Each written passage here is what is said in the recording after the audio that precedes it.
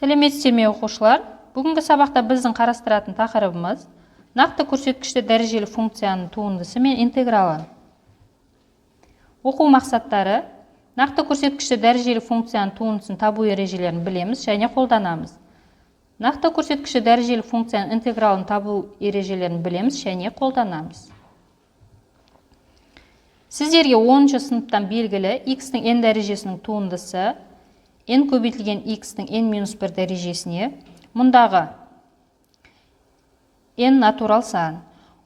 Осы формуладағы кез келген n бүтін сан үшін формуланың ақиқат болатындығын математикалық индукция әдісімен дәлелдеуге болады.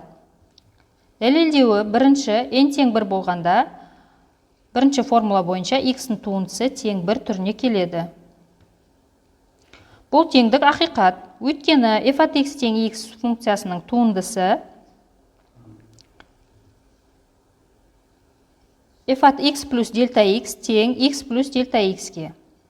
Дельта y тең f от x плюс дельта x минус f от x-ке тең x плюс дельта x минус x-ке тең дельта x-ке. Демек, дельта y-дің дельта x-ке қатынасы тең 1-ге. Бұдан шығады y-дің туындысы дельта x 0-ге ұмтылғандағы шегі дельта y-дің дельта x-ке қатынасы тең дельта x-ның 0-ге ұмтылғандағы шегі 1. Бұдан 1 шығады. Демек, бірінші формула бойынша n тең 1 болғанда, бірінші формула ақиқат. Екінші, n тең k үшін бірінші формула ақиқат деп алып, яғни x-тің k дәрежесінің туындысы тең k көбейтілген x-тің k-1 дәрежесіне. Үшінші, n тең k плюс 1 үшін x-тің k плюс 1 дәрежесінің туындысы тең k плюс 1 көбейтілген x-тің k дәрежесі екенін дәлелдейік. Ол үшін x-тің k плюс 1 өрнегін көбейт түрінде жазып, x-тің k дәрежесі көбейтілген x, содан кейін көбейтіндінің туындысын табу ережесін қолданамыз. Бұдан шығады x-тің k дәрежесінің туындысы көбейтілген x плюс x-тің k дәрежесі көбейтілген x-тің туындысы. X-ның туындысы тең 1-ге ақиқат және x-тің k дәрежесінің туындысы тең k көбейтілген x-тің k-1 дәрежесі дұрыс деп ұйғарғанымызды ескерсек, мынаған келеміз. X-тің k плюс 1 дәрежесінің туындысы тең k көбейтілген x-тің k-1 дәрежесіне көбейтілген x қосу x-тің k дәрежесі көбейтілген 1 тең k қосылған 1 көбейтілген x-тің k дәрежесіне. n тең k плюс 1 болғанда, бірінші формула ақиқат дәлелденді. Осы формуладан альфа кез келген нақты сан болса, онда ол дәрежелік функция болып табылады. Мұндағы альфа кез келген нақты сан, сонда x-тің альфа дәрежесінің туындысы тең альфа көбейтілген x-тің альфа-1 дәрежесі формуласымен есептеледі. Осы формуланы пайдаланып, мысал қарастырып көрейік. Y тең 1 бөлінген түбір астында 3 дәрежелі x-тің туындысын табайық. Шешуі: бөлшектің бөліміндегі түбір астында 3 дәрежелі x-ті x-тің 3-тен 1 дәрежесі деп алып, мына түрде жазамыз. Дәреже қасиетін пайдаланып, x-тің минус 3-тен 1 дәрежесінің туындысын табамыз. Формуланы қолдану арқылы функцияның туындысын табайық. Сонда минус 3-тен 1 көбейтілген x-тің минус 3-тен 1 минус 1 дәрежесіне.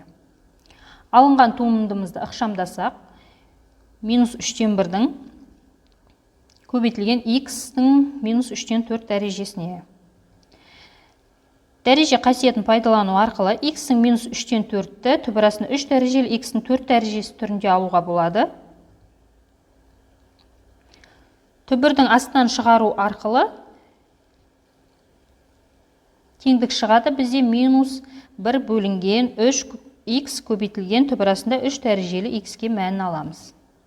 Жауабы минус 1 бөлінген 3x көбейтілген түбір астында 3 дәрежелі x. Келесі анықтама. Нақты көрсеткіші дәрежелі функцияның интегралын анықтайық. Ол үшін бізде f от x тең x-тің k дәрежесі функцияның алғашқы функциясы. f от x тең x-тің k плюс 1 дәрежесі бөлінген k плюс 1 плюс s. Мұндағы k кез келген бүтін сан және k тең минус 1-ге екені белгілі. Кез келген нақты сан үшін дәрежелі функцияның интегралы мына формуламен анықталады. Интеграл x-тің бета дәрежесі dx тең x-тің бета плюс 1 дәрежесі бөлінген бета плюс 1 плюс с. Бұл жердегі бета тең емес минус 1-ге. Осы формуланы пайдаланып анықталған интегралды есептейік. Мына мысалды қарастырып көрейік. Интеграл 0-ден 1-ге дейін 3x плюс 1-дің 3-тен 1 дәрежесі dx. Функцияның алғаш функциясын табамыз. Сонда бізде шығады 3x плюс 1 3x плюс 1-дің 3-тен 1 плюс 1 дәрежесіне. Бөлімінде 3-тен 1 плюс 1 көбейтілген 3. Табылған алғаш функцияны ықшамдаймыз. Сонда 3x плюс 1-дің 3-тен 4 дәрежесі бөлінген 4 шығады. Берілген интеграл шектерін функцияға қоямыз. Сонда бізге шығады 4-тен 1, яғни тұрақты сан ретінде алдына шығарып жібереміз. Жақшаның ішінде 3 көбейтілген 1 плюс 1-дің 3-тен 4 дәрежесі минус 3 көбейтілген 0 плюс 1-дің 3-тен 4 дәрежесі. Ықшамдап мәнін шығарсақ, 4-тен 1 көбейтілген жақшаның ішінде 4-дің 3-тен 4 дәрежесі минус 1. Ары қарай ықшамдасақ, 4-тен 1 жақшаның ішінде 4 түбірасында 3 дәрежелі 4 минус 1. Бұдан шығады. Түбірасында алдындағы 4-тен 1-ге көбейтіп жіберіп ықшамдасақ, түбірасында 3 дәрежелі 4 минус 4 шығады.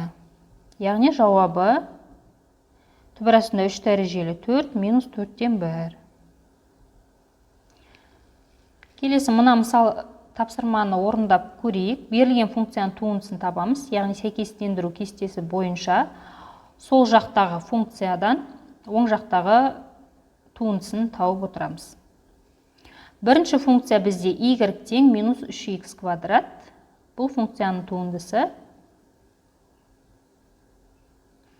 Y тең минус 6x-ге. Келесі екінші функциямыз y тең x-ның 6 дәрежесінің туындысы. Y тең 6x-ның 5 дәрежесі. Үшінші y тең минус 5x-ның 6 дәрежесі туындысы. Осы функцияның y тең минус 30x-ның 5 дәрежесі. Y тең 8x квадрат функциясының туындысы y тең 16x. Назар аударып тыңдағандарыңызға рахмет. Сау болыңыздар.